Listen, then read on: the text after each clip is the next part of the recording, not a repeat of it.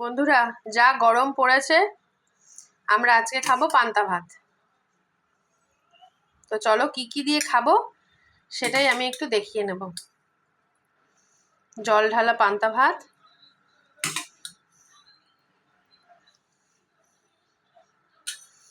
তার সঙ্গে নিয়ে নেব একটা গন্ধরাজ লেবু।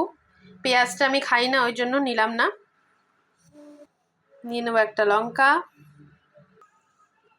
দিয়ে দিলাম একটু কাসন্দ।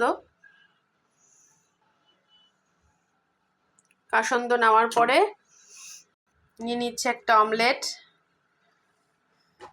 একমাত্র এটাই একটু গরম, আর বড়াগুলো।